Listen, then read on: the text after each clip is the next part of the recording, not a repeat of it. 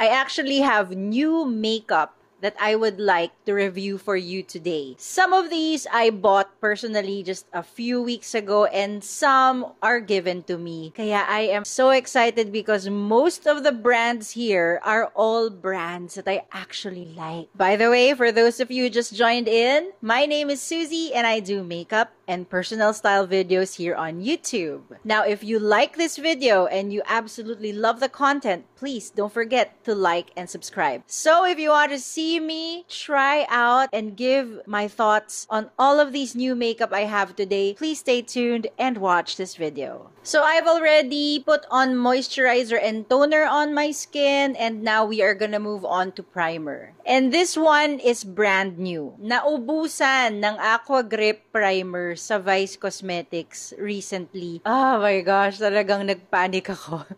Hindi pa ako nakabili. So, I bought something else. It's the Careline Instant Lifter. Is it lifter? Yeah. Instant Lifter Pore Refining Primer. Alam mo, I bought this only because it was gel type and I only tried it on my hand when I bought it. But when I used it, it really, off the bat ang feels nito ay parang the Maybelline Baby Skin. Oo. And when I compared these three, talagang ito yung naging favorite ko. Although pare-pareho silang gel type, ito lang talaga mas magaling. Pero, hindi ko pa ito natatry with foundation on. So, I will do it today and hopefully, it will perform very well. So, the packaging is actually nice and it's like an homage to Maybelline kasi nga, it's also in this turquoise or aqua color. And yun nga, the texture and feel of this is almost the same. And it's not quite my favorite formulation because doesn't seem to get tacky. Doon ako nabibitin with this kasi hinahanapan ko siya ng yung bang pagkalagay mo, magsiset siya. Pero hindi hindi siya nagsiset. Very runny yung pakiramdam niya. Kaya feeling ko magdadagdag pa ako. Hindi siya tulad talaga nung Aqua Grip na once in-apply mo, nagiging tacky yung feeling. Nagsiset talaga sa skin. So hopefully, this will perform really well with the foundation that I would like to try on today. So,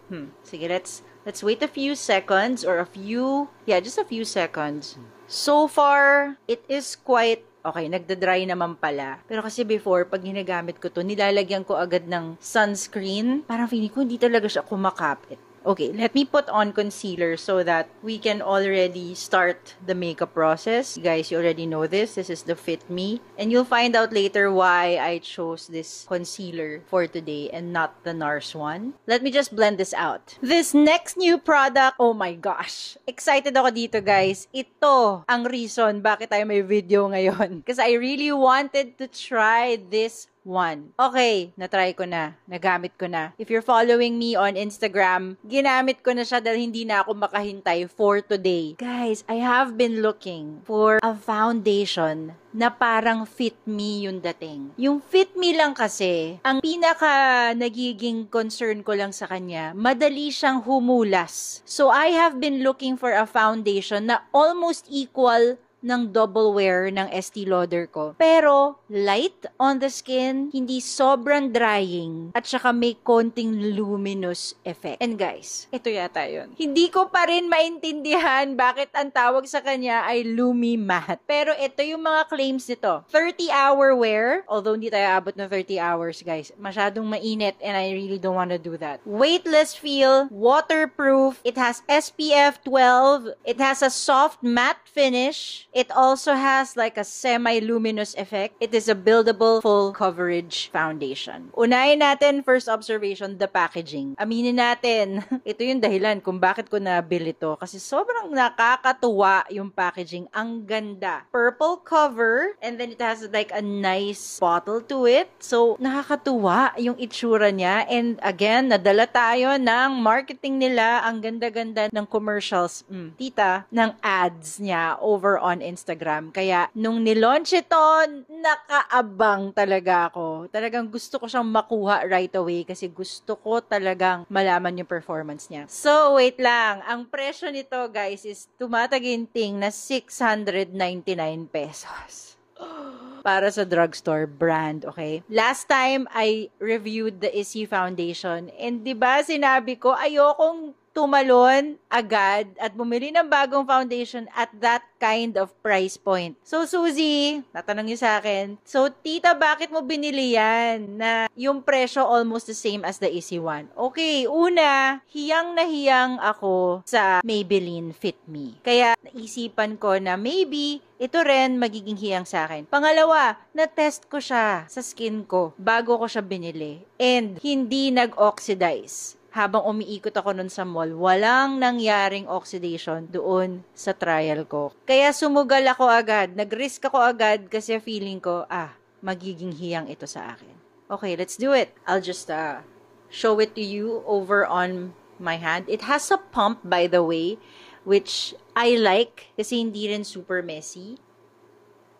And look, it's a really thick foundation. It's not runny. And siya, guys, it's not runny. And they've actually used this with a flat brush. But I don't have a flat brush right now. So I'm gonna use my Bobbi Brown foundation brush. So, lagyan muna natin dito like how I would normally apply this. And look at that, oh. Dyan pa lang. 'Di ba? Parang wow, ang promising. Super creamy, although it's matte, yung feels niya kasi I've never tried the Super Stay line ng Maybelline. I was sort of adamant in buying that in the past kasi sabi nila makapal at saka sobrang drying at full coverage siya. And then the scent also of this one is actually so nice. Mas may lavender? Hindi lavender. But it's a nicer scent than the Fit Me one. So guys, ngayon, meron akong hyperpigmentation sa face talaga. And I don't know, too, if this is because of the Careline one that I wore. And also, guys, nagamit ko na to eh. Like I said, I have a video over on Instagram where I already tried this. And oh my goodness, I loved the performance of this. However, that was night. Kaya for sure, hindi huhulas yung makeup kasi gabi. So ngayon, I am trying it out during the day so that we get to see if it's really going to be good. So guys, I am seeing on my mirror some hyperpigmentation and I really know that it did not come from this foundation. It is really coming from the Careline. Yun ang sure ako. It's coming from the primer. Let me just let this set and we're gonna move on to contour. So I think it's also the application that I did, so let me just pat it out para lang matanggal yung hyperpigmentation eh. Parang hindi niya kasi, ayun na nga, baka yun yung reason din dahil pinahid ko lang siya in a certain way. Kailangan talaga, hindi lang talaga siya, like the strokes of my foundation brush was this way. So let me just pat it. I think this is really the reason why I really love this brush. It applies the foundation firmly on the skin. So ayan, nabawasan yung pigmentation ko ngayon. So surprise, surprise, this is actually not a new product, but this is a new technique that I learned just a week ago. And I also tried it over on my Instagram. I'm gonna do it today kasi I was raving after that time that I applied this on. So it's still this one, the Multiganda stick of Vice, and this is in the shade Achieve. So let me just apply here. And then, oh yeah, by the way, I saw this hack kay Victoria Lynn sa Instagram, and she called it the Victoria Beckham hack. I'm not sure. I'm really not sure. Please, if you know the hack, please comment on this video and I really would like to know what it's called. But ganito lang siya. Next application is here. Guys, matangos na yung ilong ko. I mean, normally, I wouldn't do this. Like, I don't contour my nose because feeling ko malaki na siya. There's no need. But when I saw this, sige nga, try ko nga. Ano ba mangyayari? So, ganyan siya.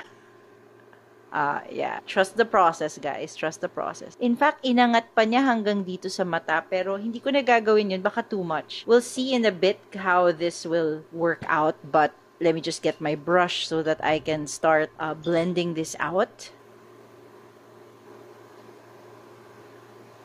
Okay, ito yung nakakatuwa dito. Kasi nilagyan niya talaga lang X kung saan dapat ilagay. Before, ang tendency ko with the contour is to put everything here on top. So, hindi pala dapat ganun, Kailangan pala dito lang sa may area na to para hindi magmukhang helmet head yung contour mo. We will let that set, okay? Don't worry about what it looks like now. So, okay, do you really think the foundation is starting to go for a luminous effect? Yeah, you can say that, but I am still letting it set kasi dry yung formula ng foundation. Okay, now the nose. Ito na yung surprise of the time. Oh yeah, remember I did this before sa isang video ko. Taasan natin ng konti dito, ayan. Hindi nag-work out, parang maling-mali yung ginawa ko na yun. Pero ito, nung ginawa ko last time, sabi ko, why is that? Bawasan lang natin ng kaunti. Ayan o, diba? Papansin nyo ba? I already have like a tall bridge on my nose. But when you applied it, like it really created like a nice silhouette na nakakapayat sa mukha. Kaya siguro gustong-gustong gawin tong hack na to kasi nakakapayat siya ng features. Yung malaki kong ilong, natatabas niya, tinatamaan ng light yung silhouette niya bigla na ang ganda ng effect. Okay. I finally got that right. Ayan o! Bakit ganyan yan? Nakakagulat. Ganyan din yung reaction ko noong una. Parang, how is that possible that it made my nose look really, thin? Not that my nose was malapad. It was big, but it's not like super dapa. Pero may bridge eh. Na-accentuate lang niya yung bridge ng nose ko. Instant nose lift. Iba eh. Hindi ko ma-describe kung ano yung effect na nagagawa nito. Anong tawag dyan? But look at it. It's wow. I mean, inangat ko na rin ng konti dito sa may mata. Ang galing. Kung sino naka-imbento nito, guys. Kudos to you. So for my next product, it's this one. And ito, excited din ako dito kasi tinitingnan ko na to over at Sephora. Sephora.com, by the way. So ito siya. It's the Natasha Denona eyeshadow palette. It's the mini Starlet palette. Guys, Natasha Denona is like so known for her eyeshadow palettes. And I am so blessed to have friends who have sent this over. Thank you so much. You know who you are. Tignan mo naman, I'm so excited to use it. I will swatch it for you. Of course, I haven't used this, guys. I've had this for like a week and I haven't done anything. So look at the palette. Ganda. Let me just swatch it for you isa-isa. Ooh, alam mo, creamy yung feel. Cream. Wow. Okay, now this is gorgeous. Ooh, it's so pretty. The formula is nice. Do you see it? See, oh, parang ang creamy ng outcome and then last. Tsaka mukhang pigmented talaga siya, ha? Look at that. Ooh. Sige, let's try it on now. Alright, guys, nilapit ko na yung camera para talagang matry natin itong magandang eyeshadow palette na meron tayo ngayon from Natasha Denona. I love saying her name. It's so lovely. It's so posh. The lightest color is this one. Ooh, okay. Hindi ko na taktak yun na maayos. Pero, very dusty. Pag-apply ko, very dusty siya. Pero sa una lang naman. And then, I would normally just apply all over my lid. Kasi gusto ko umaabot. Pati dito, tinatakpan ko. Next color is this nice taupe colored one. Normally, I will just apply here. Guys, ang creamy nung formula. Like, the color is just so vibrant and it's there. Okay, I will not apply the super dark colors, okay? I'm just gonna go for the shimmer ones, which is the light one because it's daytime. So this is the shimmer. Oh, ang ganda na application nito kahit naka-brush. But you know what? Let me try it my fingers. Woo! Wow, I love the formula of this. It's so creamy. So guys, I'm going for like a really subtle, barely there look, but glam. Okay, so look at the shimmer in that. Do you see? Okay, am I gonna add more? Let me just try another shimmer. The goldish, this one. Konti lang. Here lang. Ganda. The application is so creamy. Kahit na powder siya. When I say that it's so creamy, yung ang ganda lang talaga sa skin pag nilapat mo. Hindi mo kang glittery lang, hindi. Talagang alam mong it's it's like nicely applied on the skin. It's not coming off. Okay, let me finish my entire eyes and we'll get back to you in a bit. All right, so my eyes are almost done, but we have another new one, and it's this one. It's actually a Lancome mascara base. So let me just check. So this is like a tiny thing. I think this is like a sampler type. So it's a base coat. Let me just try it out now kung maganda ba talaga siya. Kasi you know naman, Lancome is expensive and perfect for me na hindi gumagamit ng curler. Tingnan natin kung makaka-add ba to sa curl ng aking eyelashes. And just to keep in check with the Maybelline brand that we have, I have here also the Hyper Curl. Yun ang gamitin natin para dito. Oh, it's nice. Oh, that's a good base. Wow, parang yung effect niya yung O2O ko. Di ba may O2O na parang lengthening siya? Ito, ang ganda rin, oh. It just like gave my lashes some oomph. Wow, now that's pretty. Now we're gonna move on to the highlighter and blush. So the next new one that I have is also a gift, and it's the Multiganda highlighter stick. So, oh my gosh, ang ganda rin ito. I've had this for like a few months now, and I've used it several times, and I'm gonna match it with my Bobbi Brown. This is actually a bronzer, but it looks like a blush, so we're gonna use it as a blush today. With my blush brush, so I've learned that para mas maganda yung kapit daw ng blush, you pat it and not swipe it on your face.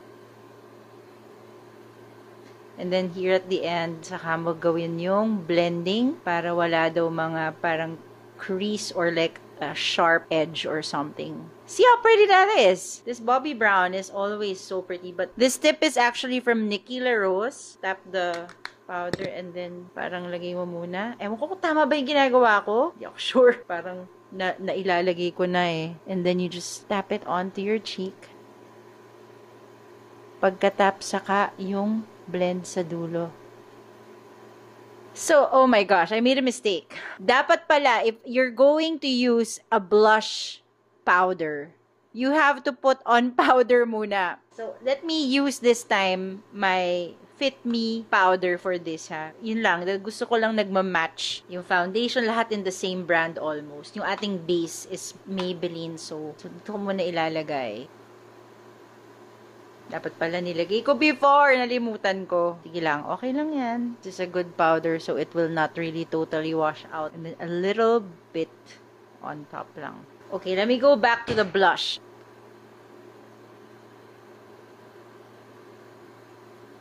Tap, tap, tap, tap.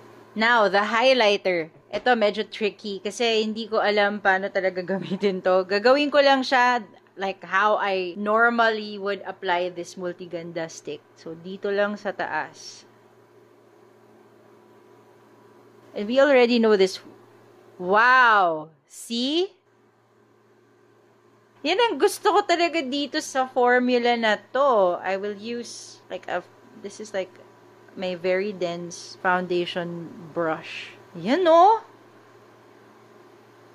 Wow, that's a really nice hologram-ish for the titas. I mean, seryoso lang na perfect dito ng Vice Cosmetics. It's so juicy!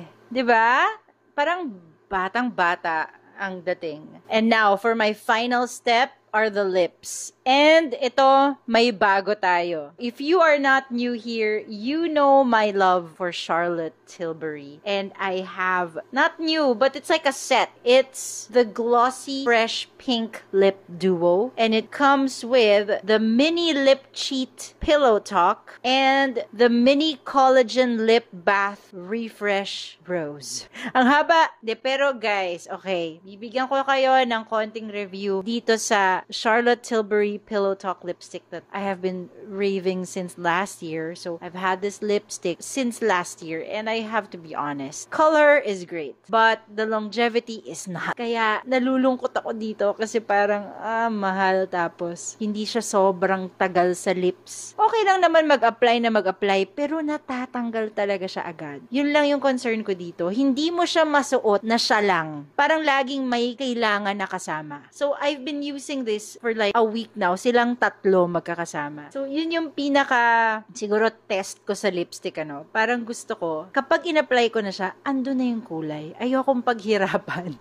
Ayokong paghirapan yung patong-patong. Pero in this case, silang tatlo, magkakasama sila. Kailangan magkasama sila. So, let me just show you why. In fact, with this lip combo, I still need a fourth one. And that is my lip gloss and glow balm from Burt's Bees. Ito kasi talaga ang pinakamagandang lip balm sa labi ko na it retains the moisture of my lips. Siya muna nilalagay ko. So yun yung naging concern ko with Charlotte Tilbury lipstick. Ang ganda-ganda ng color. Pero yun nga, it needs a helper so that it retains the moisture, it retains the color on the lips. So next step is this one, the lip collagen. So why am I doing this? This is so sticky. But if you apply it with a different product, papatungan mo siya, nawawala yung stickiness niya. The only thing that I actually like about this is it creates smoothness on your lips. Nakakadagdag.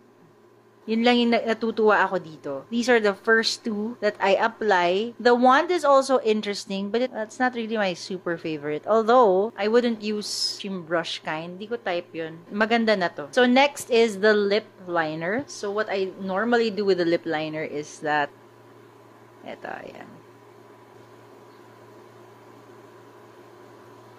So for this shade, this Pillow Talk original na lip cheat, it's nice, but I really can't see it. Kung makita yung effect niya, but look at my lips. It's so plump and super smooth right now na parang nagugulat ako kasi yun yung na-achieve niya. Yun yung kailangan magkakasama. Kasi if I just apply the collagen, natatanggal din siya agad. So parang kailangan may daming layers to be able to achieve it. So, yun lang yung downside nito. Pero later, tignan mo yung lips ko. I make sure that it's all over my lips so that wala akong like visible, like straight or gel type line there. And now the Pillow Talk medium. Siya yung topper ko. Yeah. Hindi yung collagen. So guys, what can I say about this lip? It's so smooth right now. Yun naman ang kagandahan ng Charlotte Tilbury. But on its own, hindi siya swipe and go. You need to work on it. You need to build. And you need these three to be able to achieve it. But look, ang ganda. So this is the final look. What do you think? If you really love it, please comment down below. Because right now, I'm gonna say I love it. Ang ganda ng outcome. Okay, ready na ako mag-review. But wait, before I give you like a full review of the foundation and the primer, let me do a wear test. I'm going to wear this like another hour from now. Another hour or just an hour and a half lang kasi that's the only time that I have. And I will be downstairs in the heat. Tingnan natin how this will really fare. But let me just give you my initial thoughts. Dun sa mga products na talagang alam na natin na nag-workout na agad. Unahin natin yung lip. The Pillow Talk Lip Cheat and the Collagen Lip Bath Refresh Rose Mini also. So guys, it needs help. I need to apply first on my lips like a really nice balm before I start applying this. Because for sure, this will come off my lips. Sa sobrang sticky niya. So parang the Burt's Bees lip gloss that I applied, yun ang naging base nitong lips ko. Para, pag nilagay ko to, hindi siya sticky. So, kahit smack ko,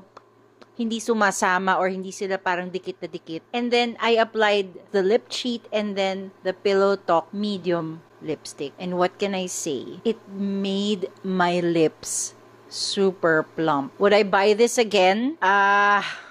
So hard. Maybe no. I'm so sad to say that. It's just a good gift. I'm so thankful I have it because it's really nice. Like if you have the time, if you're going to use this on your wedding day, if you're going to use this on like an event, na you have the time to actually apply it because you have a makeup artist with you or you have the time to really apply really good makeup in your face, go for this. Pero yun nga, they need each other to work. Like for me, yun yung pinaka-essence. Kailangan nila yung isa't isa para maging ganito yung lips.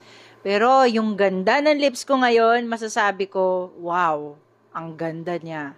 So mamaya, itetest natin pag kumain na ako ng lunch. Kung ganyan pa rin yan mamaya because I am very much sure that it will not be. Even if it wears off a little bit, the shine may wear off. The plumpness And the smoothness and the soft lips will retain because that's what this does. Guys, nitong apat sila. Doon lang sila natatalo kasi gusto ko off the bat Revlon between these four. Ito na yung epekto nitong apat na to. Pag nilagyan ko pa ng lip liner, pero even without lip liner, this will work wonders. Them together is also great.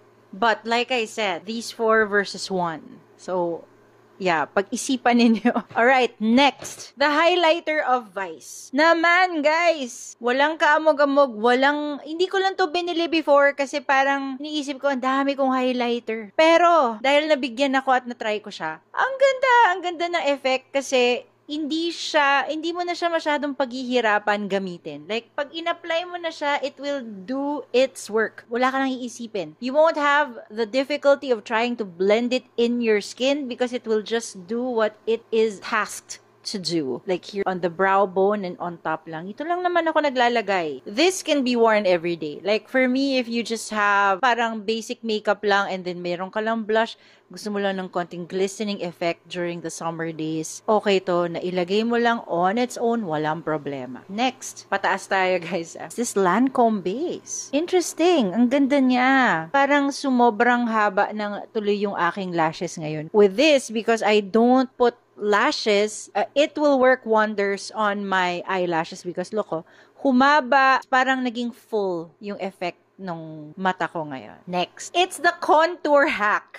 Guys, super rave ako dito kasi sobrang ganda ng epekto. Iniiwasan kong mag-contour sa nose kasi hindi ko talaga maintindihan how to do it. And like, I felt like my nose is already too big or too high enough that I don't need the contour to make it bigger. Parang feeling ko yun yung effect niya. Pero look, it slimmed down. When the light hits it, it is so subtle. It just creates a nice shadow or a nice effect on your face that it looks like you have a really tall bridge. Like, this will benefit a lot of noses. I mean, seriously. Next is the Natasha Denona Mini Starlet Palette. Wala na akong ibang masasabi dito kundi ang ganda. Kung ikaw ay may extra budget to buy expensive Natasha Denona eyeshadow, go ahead. But make sure maybe you stick with the minis, not the big palettes, para talaga lahat nagagamit mo. Kasi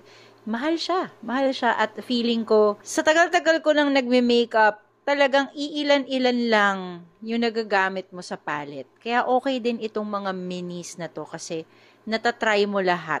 You're able to use everything. It's just a few selection na you can put. And it mga 1.5 yata to Manila price. I'm really not sure. But guys, ang ganda. Wala akong masabi. Pero feeling ko, pareho sila. The Milani Gilded Mini versus this just the packaging, alam mo, mas mabigat to than this one. Pero ito lang kasi, ilang grams ba sila? It's about 0.66 grams per eyeshadow for this one. But this one is 0.8 grams by 5. Uy, not bad. Mas mabigat? Oh, mas madami pala to kesa dun sa mini. So, I guess sulit na. Mas madami pala. Akala mo lang maliit, pero mukhang it's really packed in there. Kaya mabigat to. Ang bigat. And, yun nga, it's very, very pretty. Hindi masasabi ko sa mga Natasha Denona na eyeshadow palettes and her makeup. The packaging looks so luxurious na parang hindi ka magsasawang tingnan at tingnan sila kasi ang ganda-ganda. This is a definite rave kasi ang ganda talaga niya. It's a glam daytime. Yun ang effect ng makeup ko today. But it doesn't look like I overdid my eyes. It doesn't look like I applied so much on my eyes. It's just perfectly fine. Talagang okay na okay. And next is this one, the primer. Okay, what can I say? Kailangan kong matest kung magtatagal siya talaga sa skin ko. Ang laki ng diferensya niya with the Aqua Grip. Ito kasi, parang pag in-apply mo, nagiging tacky sa skin. Parang feeling mo, cover niya talaga yung skin or it has that layer na it makes your skin firm. Ito kasi parang matatanggal, makukulas. Yun lang yung concern ko with this Careline one. But I'm giving it a chance today kasi tinan mo naman, in fairness naman sa kanya, ang ganda naman na effect ng makeup sa kanya. So hopefully, it will last a long time at hindi ito humulas. I don't think it's really pore refining because I've used used this alone several times and yun nga, it created more pores than refine it or make it look like it's smoothened on my skin. As a base for your makeup, yan ang tinetest natin ngayon kung okay talaga siya. Pero so far, everything on my face right now, it's a smooth looking makeup. And now last, but definitely not the least, is this one, the Superstay Lumi Matte. Oh! Ang ganda! Nanggigigil ako at I'm so happy. Binili ko kasi nga, ito yung totoong nagsusmoothen. This one, even if I got it at a price na I wouldn't, talagang hiyang ako sa kanya. It is better that you buy your makeup on the racks because you will see the effect. Kailangan talaga i-test mo versus buying it online na mamimili ka pa ng shade, 'di ba? Hindi mo rin alam kung yung shade na yun ay tama. For the Superstay, I am actually not a 128 because for the Fit Me line, my shade is 128. And the 128 on the Superstay one, mas orange than the 125. So, hindi siya workable sa complexion ng skin ko. Sa 125, siya nag-work talaga. There is a similarity. John Ray John, what's the name of this beauty influencer, beauty vlogger na Pinay? She compared it with the Haus Labs of Lady Gaga, itong Lumi Matte. Pero feeling ko, pareho sila.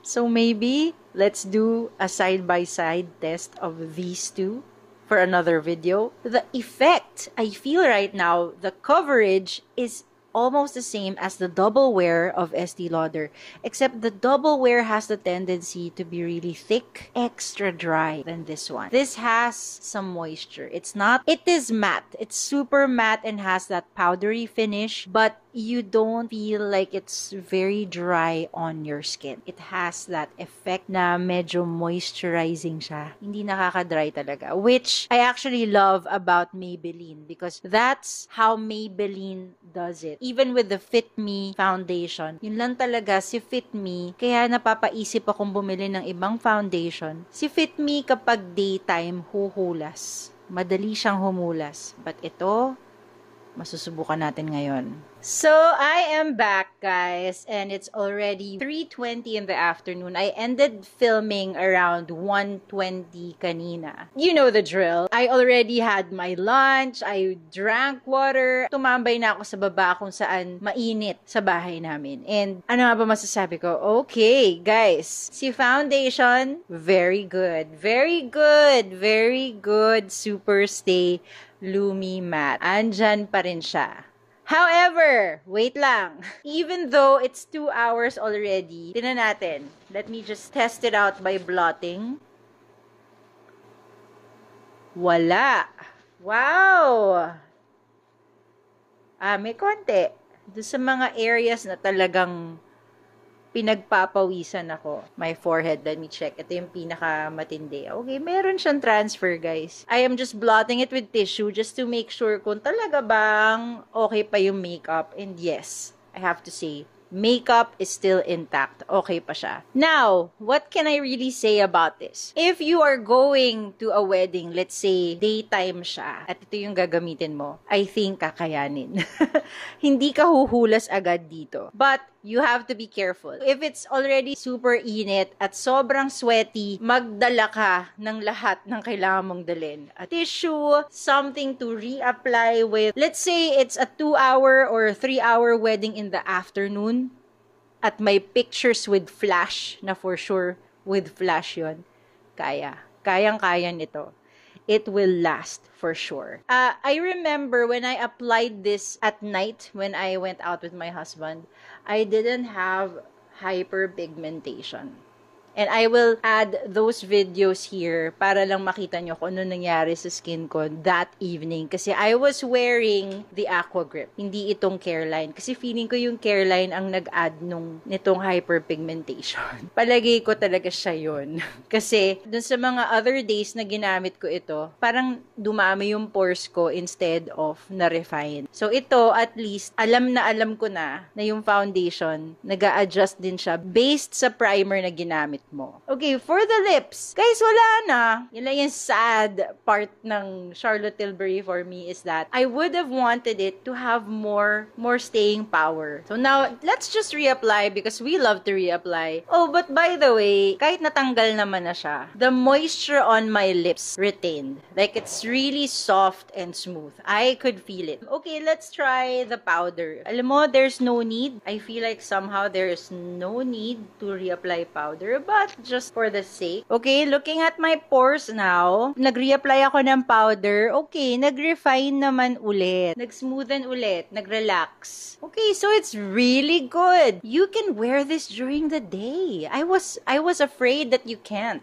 My final thoughts about the Maybelline Super Stay Lumi Matte is, yeah, go ahead. Buy this. It's amazing. It's an amazing product that you can add to your collection. I like that it's smoothing and it's not adding too much texture. Just be mindful that, of course, the heat, no matter how good your makeup is, huhulas at huhulas ka. And you will have texture eventually. So just make sure that you have your arsenal. You have your blotting paper, your tissue, your powder, so that you can remove the oiliness that your face will create over the few hours that you will have to use this. And so that is it for today's video. I really sure hope that you enjoyed my mini review of all of these new products that I have today.